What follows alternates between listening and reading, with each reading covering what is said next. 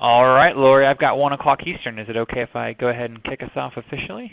I think that is perfect. I'm loving seeing all these people jump on, so we'll just keep welcoming them as you say your hellos. All right, cool. Well, I'll say hello then. Hello, everyone. Thanks for joining us. If you are on the East Coast, good afternoon. If you are on the West Coast, good morning, or somewhere in between, I should say. Thanks for being here for today's Bloomerang webinar, Harnessing Passion to Cause Action. And my name is Stephen Shattuck, and I am the Chief Engagement Officer over here at Bloomerang. And I'll be moderating today's discussion, as always. And just a couple of housekeeping items before we begin officially. I just want you all to know that we are recording this presentation, and I'll be sending out the recording as well as the slides later on in case you didn't already get the slides. So if you have to leave early, or perhaps you want to review the content or share it with a friend, we'd love for you to do that. Have no fear. I'll send all those goodies out to you later on this afternoon. And while you are listening today, please feel free to use that chat right there on your webinar interface. We're going to save some time for Q&A at the end, so don't be shy. Laura and I will be watching that for your questions, and we'd love to get to as many of those as we can before 2 o'clock. And you can do the same thing on Twitter. If you're a Twitter-type person, you can use the hashtag Bloomerang. I'll be keeping an eye on that as well. You can send us a tweet right at Bloomerang Tech. And if you have any problems with the audio, we find that these webinars are only as good as your own internet connection. So if you can dial in by phone, and if you don't mind dialing in by phone, try that. We find it's usually a little bit better quality. So don't give up if you can't hear us through the computer. Go ahead and try the phone. There's a number that you can dial in right in that email from ReadyTalk that went out about an hour ago. And just in case this is your first webinar with us, I want to say a special welcome to you folks. We do these webinars here at Bloomerang just about every week. We bring on a great speaker like Lori for a totally educational presentation. It's one of our most favorite things to do actually at Bloomerang. But other than that, we provide donor management software. That's kind of our core business. So if you're interested in that, or maybe you're looking for a new provider coming up here soon, check us out. You can download a video demo right off our website and see the software in action. Don't even have to talk to a salesperson if you don't want to. So right now I am super excited to introduce one of my favorites. It's always a joy to have Lori Jacobwith with us on our webinar series. Hey Lori, how's it going? It is great. A little cloudy in Minnesota, but happy to be here with you. Good. You always bring the sunshine. You're one of my favorites. I kind of wish you would adopt me, honestly. When did we hang out? We hung out in March or April in Nebraska. That was really fun. It seems like too long ago. Yeah, it does. But thanks for being here. It's I just want to brag on you. I don't want to take up too much of your time, but if you guys don't know Lori, you got to know her. You got to follow her blog. She is a nationally recognized master storyteller and a fundraising culture change expert, which we all need. I just love that title. It's one of my favorite titles in the sector, I would say. She's got over 30 years of experience. She's helped hundreds of nonprofits raise over $300 million and counting. That's where she's up to now. She's got a couple of great books that you should check out, 9 Steps to a Successful Fundraising Campaign and The Essential Fundraising Handbook for Small Nonprofits. She's got a great blog over on her Firestarters website. You got to subscribe to that for sure. And she's got a really cool system for storytelling. She really considers herself a storytelling master, and we're going to see a lot of that come to life here in this presentation. So, Lori, I don't want to take up any more of your time. Why don't you take it away for us, my friend? All right. Thanks, Stephen. I would allow you to adopt me. How's that? That's fair. We can hang out together. Yeah. All right. So, folks on with us, just as you're joining us, I'll ask you to keep typing in where are you? Like, tell me the city that you're in, and I love to know the title of your, whatever it is you're doing, whether you're a volunteer, whether you're a board member, whether you're a staff person. I like to know the titles of the folks that we're talking to. And we're going to talk about how to harness the passion you have for the work you do to really have it do all that you want it to do. And thanks to you for doing what you do, seen, unseen, behind the scenes, all of that work you do that make sure the organization that you're serving gets to pass laws or feed homeless folks or help veterans or children or make sure that education is doing what it's supposed to. There's every kind of organization you can imagine. And I also want to thank the folks at Bloomerang for a couple of things. One, paying a lot of attention to quality and to the kind of use of data that we must have in order to do our jobs well. I love looking at a dashboard of Bloomerang just because it tells me so much in a glance, just kind of like looking at the dashboard on my car. So knowing that we've got folks from literally all over the world, it's looking like, and every title you can imagine, just thank you. I am easy to find on social media. I like to produce things every couple of days that are fresh and easy and helpful and fun to find.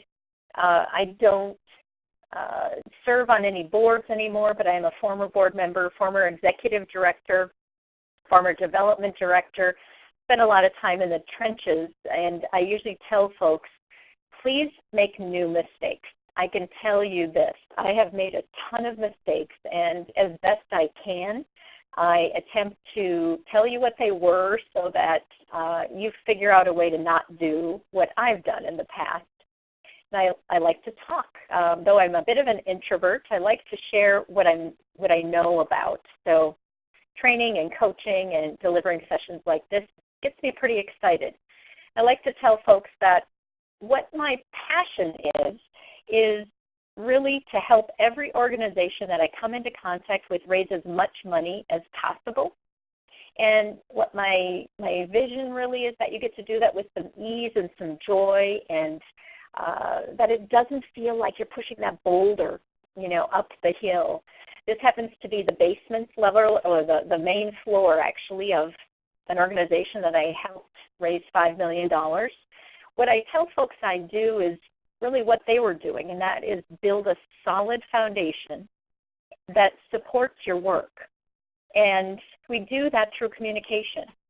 The two teachers that I've had over the years that I really love to reference, talk about, quote, spend time with when I can, are Lynn Twist on the right there. She's written the book, The Soul of Money, and it was just re-released earlier this year. And then, of course, there's no one better in marketing than Seth Godin, who has prolifically written many, many books and blogs multiple times a day. And any chance I can, just be in his presence, I like to glean a little more knowledge from him. He says about us in the nonprofit world, our job is to sell feeling good. We're making sure that people know that when they invest in an organization, they feel better afterward. And the same is true in Lynn's work in The Soul of Money, really utilizing the power of what money can do to further our mission versus trying to have a transactional relationship with folks. Why I do what I do is the mission that I get to come into contact with, what we get to build, and the people that I get to meet. I am honored to eventually get a chance to call many of the folks that I have worked with friends.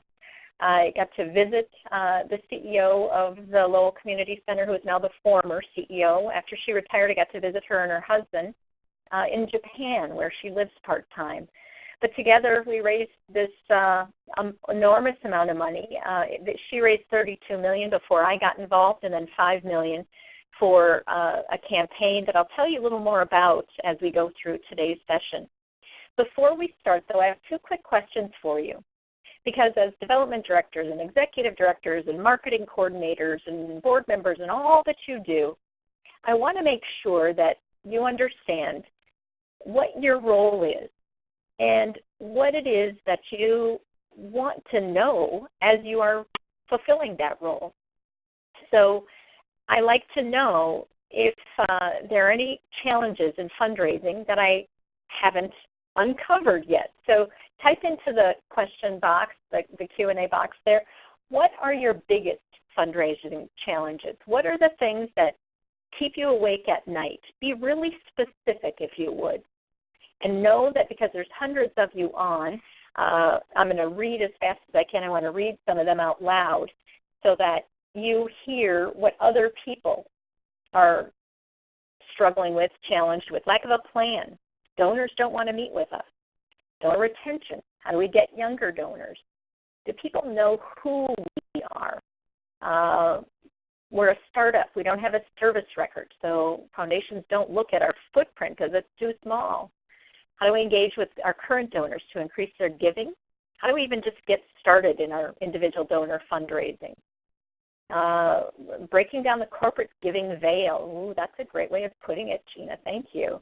Bad donor software. Well, I know where to go for really great donor software, and you're on the right call. So talk to Stephen when we're done, or click on that site, because there's nothing better. You'll love what you see that Bloomerang can do. Writing grant proposals, or writing great proposals. I will tell you, my first year as a development director back in 19, we won't say the numbers, I wrote 164 grant proposals. That's the only way the organization was funding the work that we did at a crisis center and chemical dependency treatment center, and quickly moved them to having individual giving. Just starting out, board is made up of physicians and nurses. How do I help them ask for donations? Genevieve, I'm just going to tell you right now, because we're not going to spend a ton of time on this, you don't. They will not be asking for money on your behalf because they're really good at something else, and that is being a nurse or a doctor. So look for ways on this session today where they can be doing something that they're good at, which might be talking to people and generating some interest and sharing what your message is. We've got a do-nothing president. Third one in a row, lack of a plan and a budget, just wants to meet once a year. So then we're going to work around that president. We're going to make sure that we're running circles around him or her and focus on what we can attack, which is loving on our donors, which leads me to the second question. How many active individual donors do you have? Type in the answer to that question, which should be a number. And I'm looking for the number of people who've given in the last 18 months. How many folks are active in your organization? 1,500, 25, 40, 30, 45, 65, 1. Yay for the 1. 3,800, 80, 54, 100-ish. 7,500, 30, 30-ish. 7,000 to 8,000. Individual donors only, Wendy. 120-ish. We've got a lot of ishes on here. 2, 50. Love that you got 50, Dan. That's great to see. 228, 400. All right, so you know some numbers.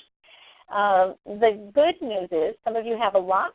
Some of you have less than a lot. What I'll tell you is our job, no matter what our role is to understand what the challenge is to having people want to give to us and share messages clearly that cause people to give to us, and knowing at least the names and faces of our top 50 donors.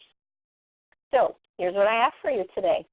Quick touch on what the secret to success is, and if you've been on my campus at all, on my website and any other webinars I do, you know what the secret is because I talk about it a lot, but we'll just spend a moment on it. Then I want to touch on where do you focus your time, especially since your time is very tiny slices of time that you can devote to lots of things. I've got 3 success stories I want to share with you of organizations that have taken the where to focus to very much to heart and seriously, and one organization that didn't, and then some next steps and how to set a plan moving forward. All right, so the secret, really not so secret, is that the way that we're effective in our life, in our relationships with our children, with our neighbors, with our dog, with our community, and at work, and especially with our volunteer leadership and our donors, is what are we saying? How are we saying it in a way that's clear for people, they want to take action? And how often are we saying it? Are we saying it regularly so people, no kidding, they know exactly what to do and they do it exactly when we need and want them to? The truth is, I get your plate is full. I have been in many of the positions that you have. So if you are not remembering to keep it simple, today's the day to remind yourself that. In my house, my nickname, unfortunately, is Hardway Harry. I will find the most difficult way to do something, and then I have to go to Mark, my spouse, and say, how would you do this? And he will show me the simple way, the easier way, the what you might call the lazier way, and I'll find it's usually much more efficient.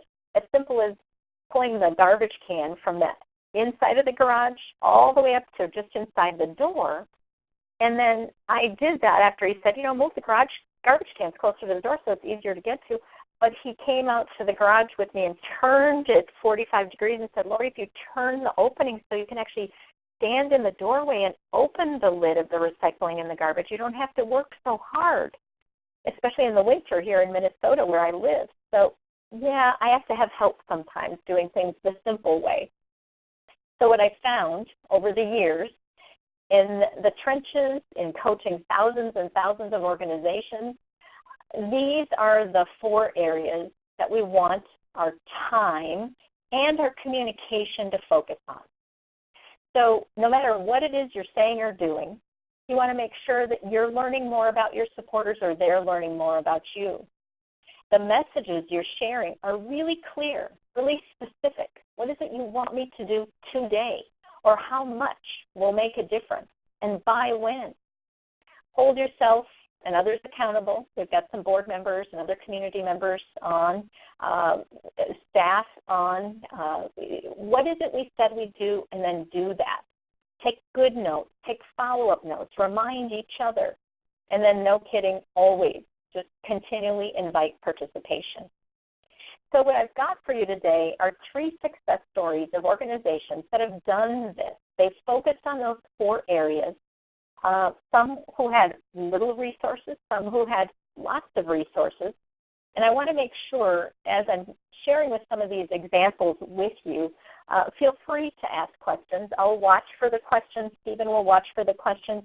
And if I can, I would like to incorporate your questions right into the session here today, especially if I touch on something and you feel like, ooh, I want to know now rather than wait till the 10 minutes at the end when we're going to cover question and answer. So the more engaged you are, the more engaged I am. So here's the deal. Caring for Lowell campaign. This was the foundation slide that I had earlier, this first floor of the building. In Lowell, Massachusetts, a few years ago, I was invited to help them with a $5 million capital campaign. And the truth was they actually were going to, or wanted to raise about $500,000 from the community. They'd raised, of this $42 million project, they'd raised about $32 million from the usual suspects. The corporations that they could, the Kresge Foundation, some of the larger historic tax credits. They were renovating a 100,000 square foot mill, and it was a 100-year-old building, and so they qualified for some things that other buildings might not have. The truth is, though, if you work in community health, they don't have a lot of fundraising. They had 0 donors.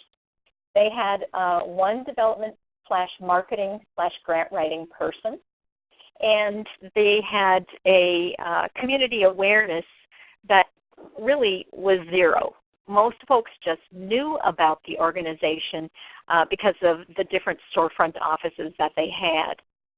What we did is we really embraced the clear messages, regular communication, and we went from 0 to 3,000 donors in 2 years. We started a pretty big giving campaign with staff, and we invited them to participate. Now staff, some of them were making minimum wage all the way up to our providers, but we had competitions between departments, and they raised over $250,000. We had more than 100 mentions in the newspaper and on radio in the local community. They generated their first, I'm going to tell you, Ronald, how you go from 0 to 3,000 donors in 2 years. We got our first $1 million gift, and we closed that campaign on time, and a little bit over. We raised $5,040,000, and that organization just completed their second capital campaign. So what if you don't have any supporters? What we did is we knew that we wanted everyone in the community to understand that this was a really important project. If you were living in Lowell, 1 in 3 people were using the community health center for service of some kind. Well checks for your children or your grandparents or your parents were using their services. They for sure were receiving patients that had insurance, but many of their patients didn't have insurance. So we invited folks to come to the business community before we even were going to start construction, so it looked a lot dirtier than this. We invited 85 business leaders, some elected officials, some just movers and shakers, to a very exclusive VIP conversation. And we all had to wear our hard hats, and the CEO talked about what was going to happen to this building, and that the only way that it could happen is if we got the word out about what it would take to raise the money. The organization thought they could raise about $500,000 from a community because they had 0 donors. And I said, sorry, if we're going to do this together, we actually are going to raise the full $10 million debt load that you have, or I'll reduce it down to 5, but we're going to let folks know we don't set a goal on what we are going to raise based on what we think the community can give. That's not the only factor. The factor that we also have to include is what does it take to build the building? And we had most of it covered, but $10 million left, and so we were going to carry a debt load of 5 and raise 5. We already knew that the community didn't know much about us, and they didn't know what we did or why it was important to give. So we started to share our clear messages about how much we had to raise everywhere we went. We had a banner printed or a large poster printed anywhere our CEO went or our development director or our doctors went. And we made sure that even before we had a brochure, even before we launched the campaign, we invited those business leaders in. We had an hour-long conversation with them and asked them to partner with us to identify who would be willing to start to support the campaign. So there was really never a quiet phase because we couldn't afford one. We only had 2 years with the federal guidelines of some of the money that we got. So before we even announced the campaign, we had raised about $600,000. We did not have a brochure. We didn't have a pretty website. We visited with people one-on-one or in large groups in the building. And we had what we called our Caring for Lowell hard hat tours. We had them weekly. No kidding. We had them weekly. It was a little scary, but we had over 3,000 people come through. And of the people who came through tours, over half of them became a donor because we shared compelling stories about people whose lives were different. We made sure to talk about what things cost. We had time for Q&A. But almost every single time we had someone who was receiving service at the health center who was surprising to the community talk a little bit about what they loved about the health center. And then the employee campaign, they did everything from Dress Down Fridays to somebody gave up their Beanie Baby collection to car washes to bake sales, and then they did their own employee deduction contribution. But we had contests to recognize folks and all staff meetings quarterly to update on how the staff campaign was doing. So it was as integral as the public campaign. This is a gentleman, Dr. Donald Miller, who decided he would run the Boston Marathon. He had been recovering from cancer and decided that when he was ready to run again, he wanted to raise money for the campaign that we had. And so he had his first giving page, and he ran with one of the staff people from the chief operating officer from the organization. But the doctor sent out an email to a few of his former patients, family, and friends. Generated, I think he generated $10,000 or $15,000, but one person who had moved away to Chicago replied to him, and Sarah said, I'll give you $1,000 in support of you running this race, but I'd like you to come and visit with me because I'm really curious about this campaign.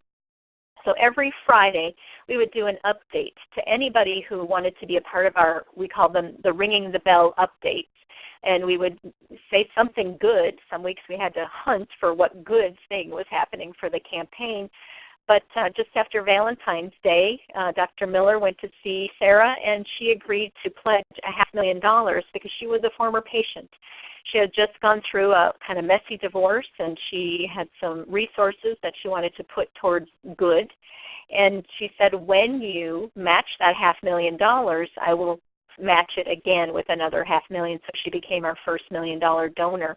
But her gift inspired people to give for the first time to the campaign. And as I said, they are just their annual fund is now called the Wraparound Fund. They raise money for the things that insurance doesn't cover, which is, having 47 different languages spoken and having training for staff on how to be caring for a diverse population. And they've just completed their $250,000 campaign that will build an eye clinic and I'm not even remembering what the other, a dental clinic. So they're on their path. And if I showed you how ugly their website was to start with, you'd be shocked. It looks gorgeous and fun now and engaging, but notice there's places to learn stories and understand what it is that the Community Health Center is doing and find a way that we can be a part of making sure that others in the community are being served. So an organization that's an international organization. Now let's go there first. In fact, I wrote a post today, Blair, on my website that talks a little bit about this. The thing is, you have work that you do that's really visual to you probably, even though the work you do might be on the other side of the world. So collecting the information is still the same. You have to ask good questions. You have to compile the information that you're requesting from folks into a format that is understandable, whether it be pictures, but share what happens, those exact results that are happening in that other country.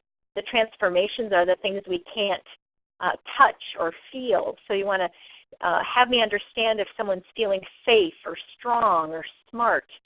You want to do that from your people on the ground. You want to do that through a Skype conversation that you record with maybe one of your suppliers or one of the people in the community that you're training, and craft that story and share it everywhere. The folks that are doing some work in Bangladesh are located, I believe they're in Indiana, but they work alongside a church, and they tell stories of some of the folks. This used to be, once upon a time, was an 8-year-old boy who is now an adult and graduating from high school so he can go ahead and become a doctor himself.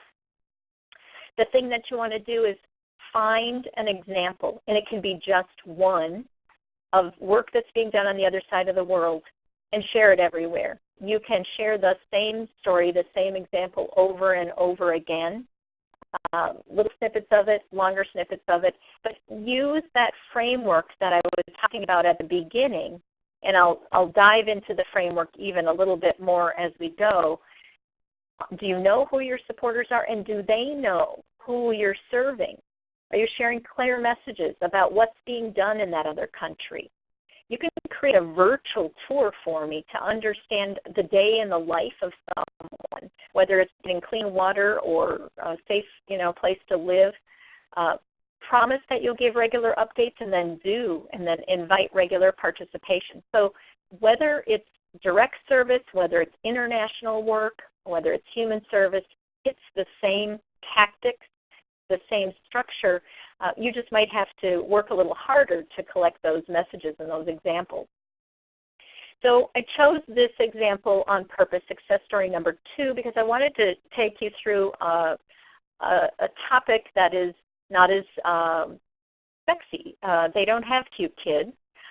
Clear Housing provides housing for people that are homeless who have been diagnosed with HIV or AIDS. And they've been in existence for 30 years. when I started working with them a couple of years ago, and they've graduated. They don't need to work with me anymore, so they're on their own. But we created something, rather than call it a fundraising committee, we call it a sustainable funding committee. They too have something that they call their tours, their experiences. So they take people through what a day is in the life of someone who was formerly homeless, who now has to manage 40 or 50 or 60 different drugs that they might have to take, showing us the baskets of empty pill bottles. They make sure that once a year they're inviting our gift at their event called A Place to Call Home. But they've made sure that they're engaging the community and understanding why helping this population is a big deal, and their mission isn't for everyone. So they're on a hunt to find the very people for whom this mission is important. They were on track the last time I talked to them to exceed their goal that they set for this year by more than 124%, which is huge. When I first did work with them, they had found their first $50,000 gift. They've now secured their first $100,000 gift. And some of the things that they did, and knowing who their supporters are, at their one event that they have each year, they make sure to take pictures of the folks that are there. This was my niece Natalie and I 2 years ago in the fall. The key that we held was white, so they could place a message on here of any kind if they wanted to. But they put these contact sheets on Facebook and on other places on social media so they could tag us, so we could go talk about what we learned at the event. So not only did we as supporters get excited about going to the event and seeing our picture online, my niece is 16 and she certainly got excited, but they also now knew the faces of their supporters. So one of the key things to do is sharing their money story. They update on what their goal is all year long. $705,000 was what they were looking to raise last year. And they did exceed that goal. This year it's closer to $1 million. And I'm certain in their 30th year they will exceed it as well. But they had this message, visual display all over the place. So we knew that we were on a journey home together, and we were closing that gap together. If you were hosting a table at their fundraising event, the fun thing that Debbie, their community engagement person, does is she always gives people really clear instructions. So when it was time to say, yes, I'll host a table, she let us know really what it is our job to do. We attend, we thank, we ask people for money, and we invite others to attend something, a Journey Home program, a breakfast, their ribbon cutting, their groundbreaking. And they were looking to have a certain number, a specific number of table hosts. I think their event has now doubled in size since I worked with them. But this is the hilarious and fun and silly, but truly serious focus that Debbie had put on making sure all of the table captains did what they promised, and that was to bring their guests that were going to sit at their table and attend this fundraising event in September. Our job was to bring them to a journey home, one of those tours, those informational experiences where we learned about what it is in the life of someone to have this disease. So one day I woke up as a table captain. There on my front lawn were all these flamingos telling me I'd been flocked and that I could remove these flamingos as soon as I chose my date and brought my guests to one of the events that they had set up for me. So they did this in the summer prior to their fall event, and it's how the income increased at their event because so many people who were even new folks in the room, they knew more about what the need was, why we were raising money, what $1,000 would do, what $100 would do. We made sure that Sustainable Funding Committee and the board know the names of our top 50. I think they've expanded it now to 100 donors. We make sure to give updates visually on not only who are they, but what amount have they given collectively, and how long have people been giving.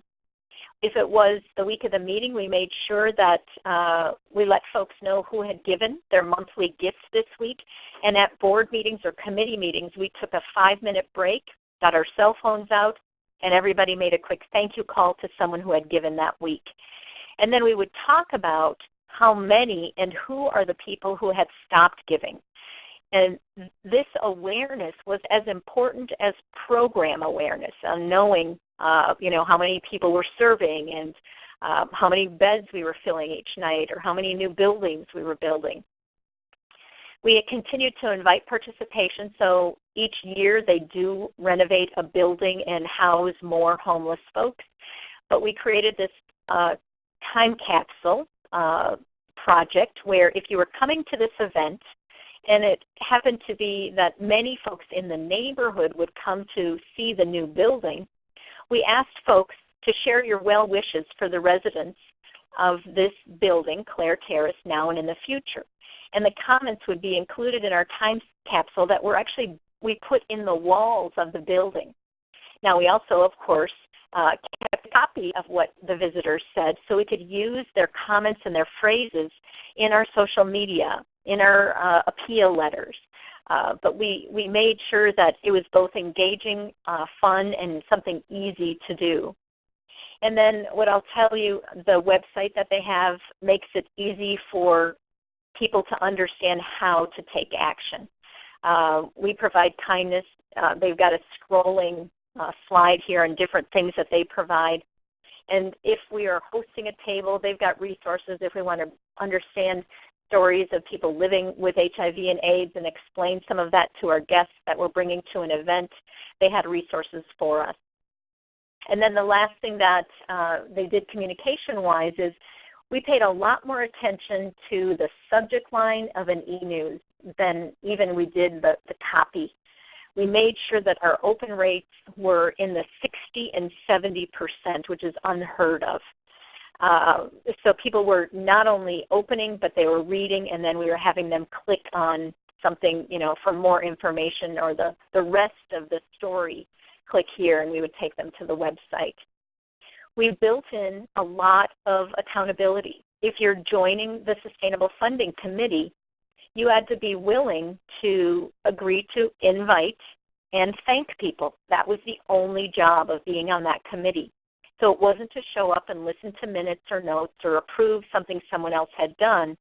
We got people clear that it was to do what you said you would do, and that is make calls, be engaged, measure your own performance. We did silly, fun things like a round of applause, and we all clapped in a circle. But we really ramped up the level of accountability, which is why they've exceeded their goals by pretty substantial numbers over the past year and a half. All right, so questions. Let me just see if I've got any that I didn't answer so far. I got Blair, so if you've got other questions, just type them in. And let's go on to success story number 3. Remember, for those of you that might have joined a little late, what we're focusing on are places to focus your time and your communication. And they are those 4 areas: knowing your supporters, sharing clear messages, holding yourselves and others accountable, and inviting participation. And why I keep coming back to that is in my work, I've been a coach and speaker and trainer for more than 10 years now, and working in the trenches for 20 years before that. Those are the 4 areas that I know have made a difference in helping me help others raise more than $300 million from individual donors. Many of these practices will work with corporations and foundations because those are people too that are making the decisions about your giving. So my last example of a success story is the folks at Volunteers of America in North Louisiana. We worked with them off and on for many, many, many years. We've together I've supported them in raising over $20 million from individuals.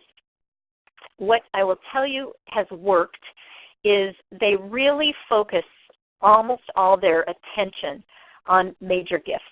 While they do one appeal a year, they invite people to join them at $1,000 a year for 5 years. Now, when I first started working with them, they had 3 people who could even possibly give at that level, and they had a handful of donors. They have hundreds of people who give at that higher level and above. We have a committee that we created, and their event is called Cherish the Children. So their committee is the Cherish the Children of God Committee, more than 20 people.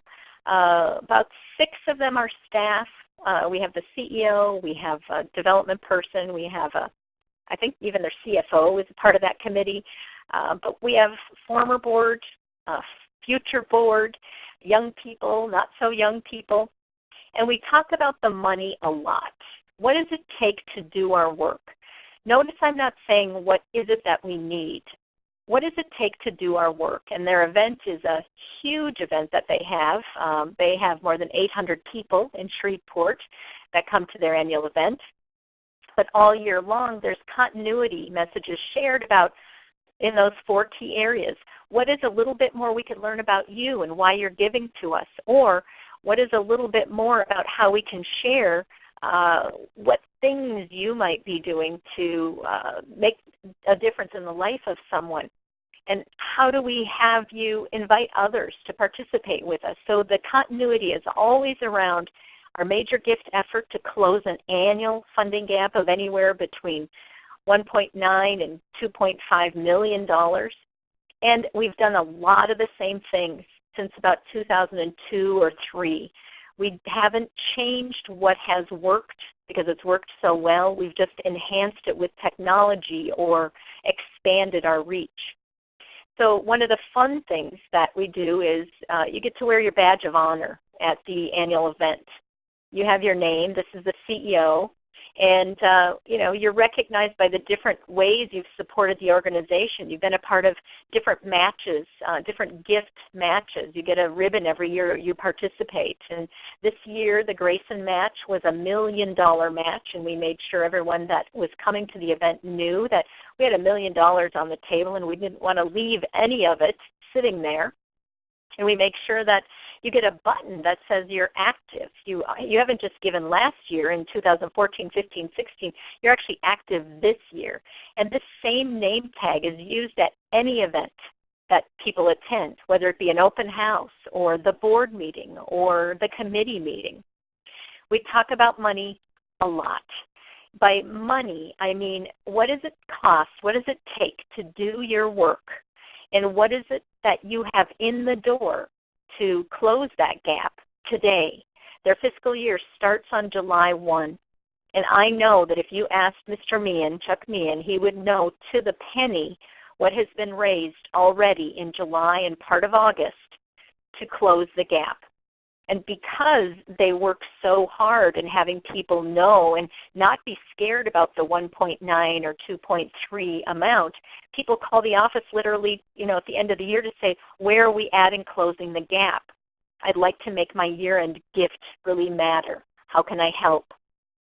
Whenever anyone from the staff is talking to folks in the community, especially a new donor, a story is shared.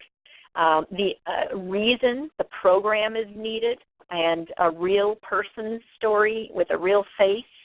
And we learn a little bit of statistics. So these are really simple one-page overviews. We call them snapshots about some of the key programs.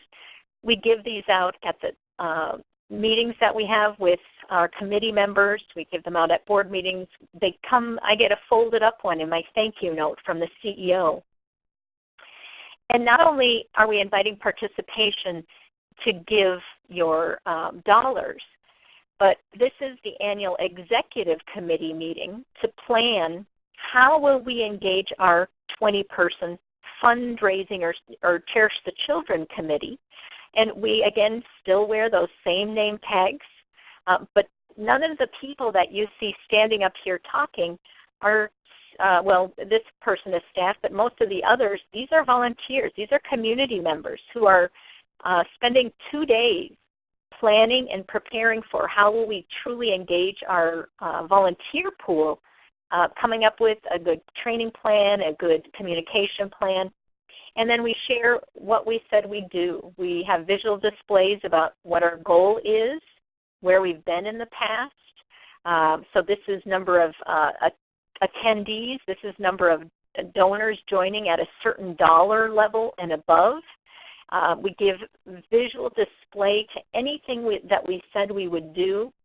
And this organization has gone from overall committee charts to individual report cards, where we decided at the beginning of the year what are the things that we as a committee and a board will be doing. These are the activities. What do we agree to? We put that down on a piece of paper, and that gets typed into our report card, and then it gets updated and put into our packet. So we're the only person that sees this. Nobody else sees your report card, but we make sure that we're continuing to hold ourselves accountable.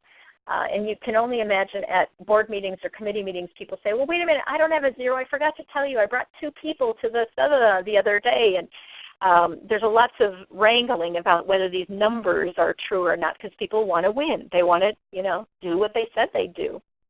The last thing that this organization does really well is the day of their one annual event they hold in the spring each year.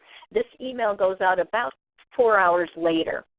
It's already been created ahead of time with a link to their video, ways to participate, like them on Facebook, give, but there's an update that has been written ahead of time. The only thing that has to get dropped in is a picture, and this was our volunteer speakers and with the CEO from the event that day.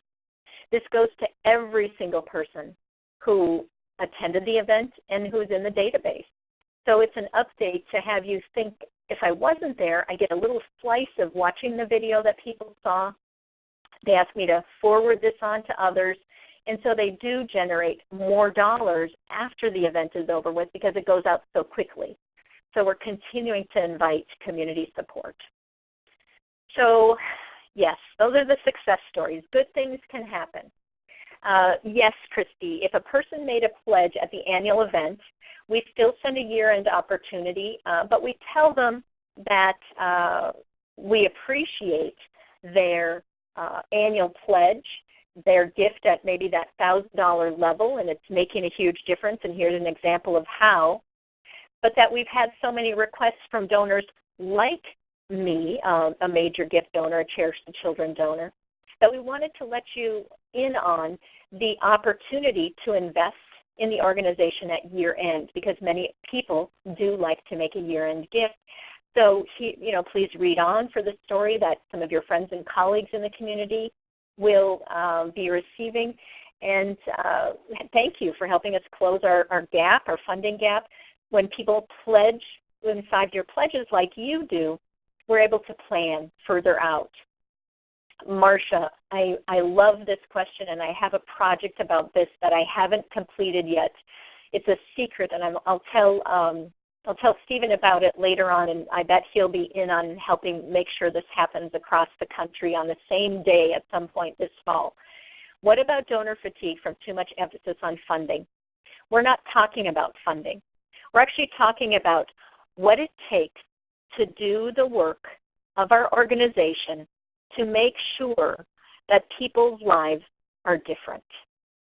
So rather than talk about a transaction of your money, we are talking about what it takes to make sure that 150 people who speak whatever language they speak in Burma have someone here trained to speak in that language, and thank you for making it possible to cover the cost of the $17 a person it takes to train someone to talk to that person.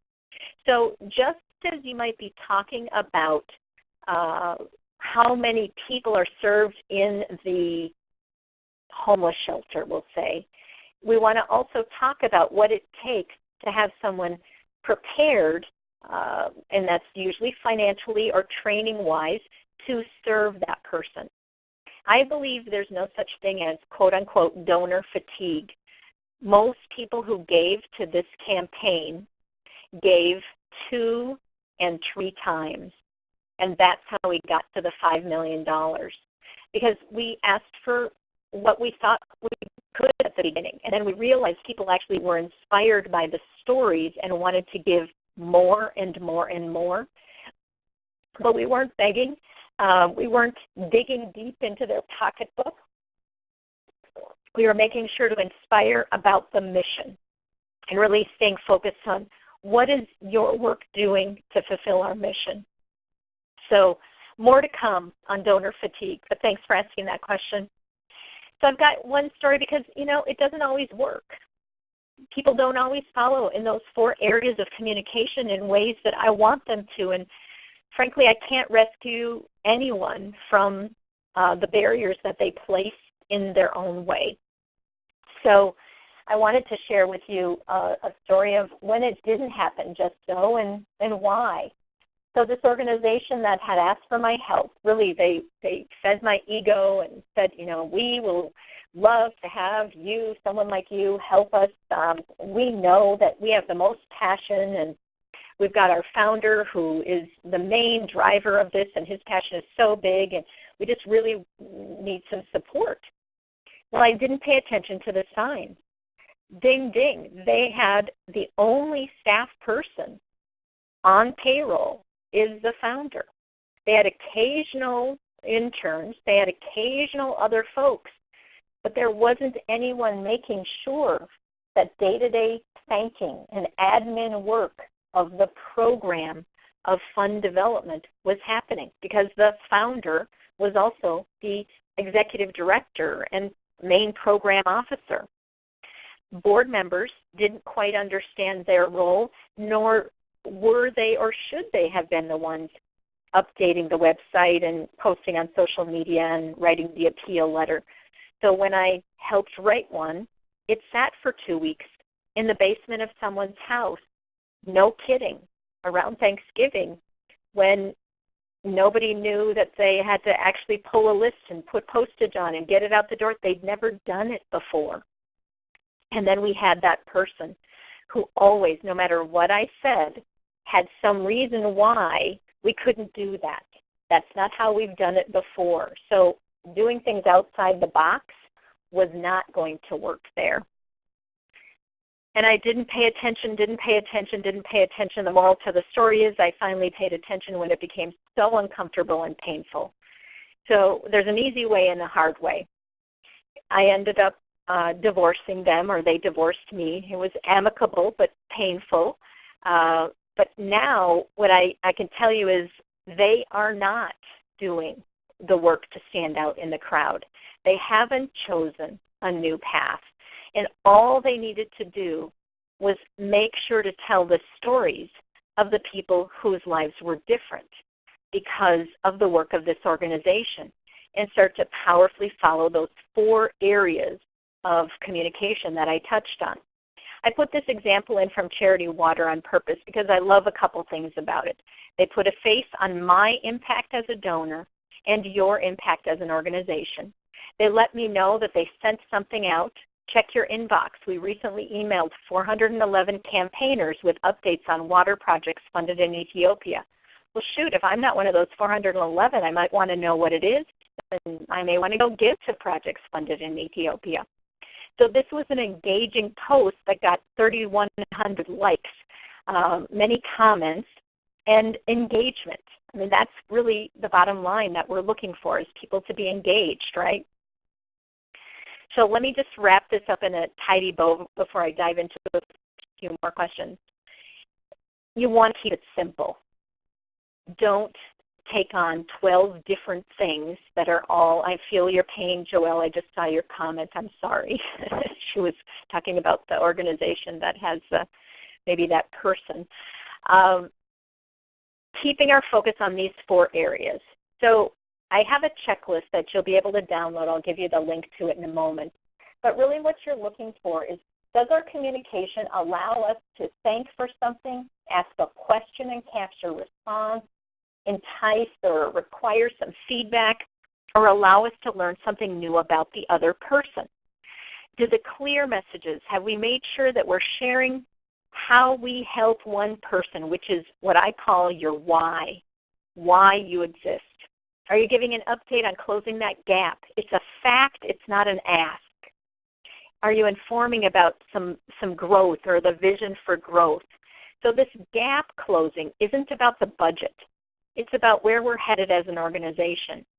What I'll tell you, at Lowell Community Health Center, the CEO would say from day one, she said, I'm not a fundraiser, but I can tell great, engaging stories about our clients and give me the one line I should keep saying over and over. And I said, okay, your one line after you tell the story is, I am on a mission to find the family or the person who would like to put their name on the building.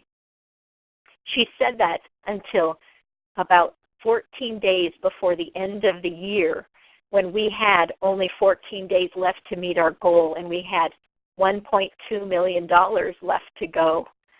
And that night, at that opening event, when we'd opened the new building and we were still $1.2 million away, a family came up and said, would it be okay to change our gift from the few $100,000 to $1 million so we could put our father's name on the building? Yeah, it would be okay. So we were always making sure that our vision for growth and a specific next action was being informed in our messaging. Are you holding others accountable or yourself accountable, sharing updates?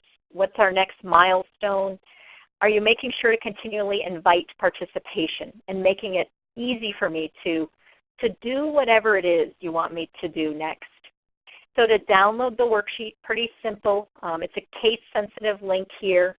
The bit.ly link, so you do have to type in bit.ly, the word ignited with a capital I, capital FR, dash, and then COM checklist with a capital C and a capital C. And I'm sure Stephen will share that with you. The second page of the checklist you'll want to use to create your new communication plan. What's the one or two actions you'll focus on? A measurable target. By when will we start to do that? And what are the 6 or 2 or 5 things we have to do to make sure we reach that target? And who are the partners on the staff to help us make that happen? So if you want to go ahead and type in what is at least one takeaway that you got from this case study, session of these 3 great examples. And while you're doing that, I'll tell you just a couple of ways to stay in touch with me and ask for any more questions before I turn it over to Stephen. So that is what I want to know. Go back and just tell me, what is it that you will take on? What action? You are welcome to follow me on social media. I love touching base with you there. This ebook, this 9 Steps to a Successful Fundraising Campaign, is a free download on the free training page of my website. Stephen mentioned the system. This is a way to learn some of the communication that we did go through today. If you want to talk more, I do save a couple hours a week to have 30-minute conversations with folks, and there's no charge. They're just strategy calls. Again, this is a case-sensitive link, so go ahead and copy that down or note it on the slides. You can schedule time with me. All right, so what are people going to do? Let people know what it takes to do what we do. Newsletters will aim for better open rates and pay more attention to subject lines. Great. Encourage those who run board and development committee meetings to be more bold in their asks. I would say be very specific in their expectations, Patty. Not a fundraiser. I'm on a mission to find the person or family or group that wants. Yes, great language, Wendy. Love it. Getting 1 or 2 sentences that are clear and simply explain the impact of our various programs. Yes. We're going to engage the local community and educate on what we do. And rather than, Genevieve, what you need, it's what we do and why it's needed. And the why is through the eyes of one person.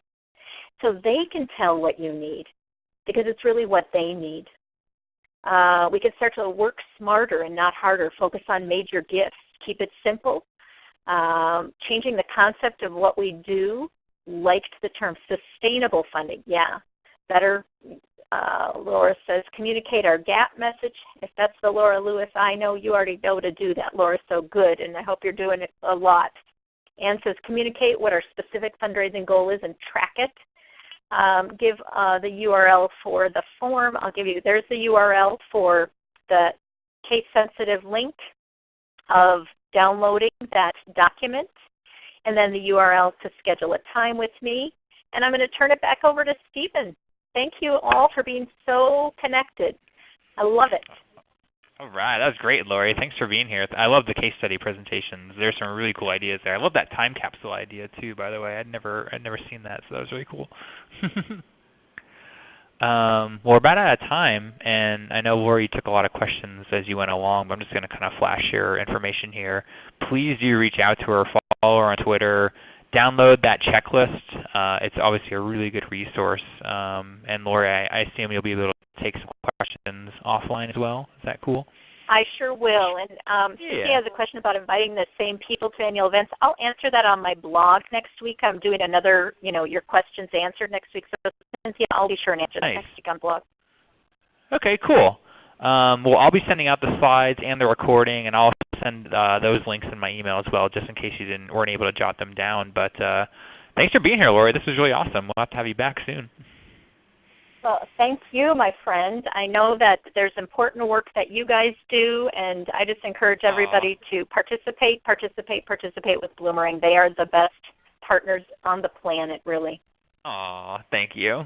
Well, it's only because we have such good speakers like you, Lori. But we've got some really cool webinars coming up here over the next month or so. We're going to take next week off. I hope you don't mind, but we're going to be back for the last day of August, and then we've got some great presentations in September. Lots of different topics. We've got capital campaigns, landing pages. Tom Ahern is going to join us to talk about how to write for email newsletters and Facebook updates, kind of those micro digital type copywriting lessons. So lots of different topics. Check out our webinar page, and hopefully you'll register for one or all of those. I'd love to hear your comments and see your name on another one of these webinars. So hopefully we will see you again in a couple weeks, if not a little bit later. Look for an email from me later on this afternoon, and we'll hopefully talk to you again in a couple weeks. So have a safe rest of your week. Have a good weekend, and we will talk to you all soon. Thanks, everybody. Thanks, Stephen. Bye-bye.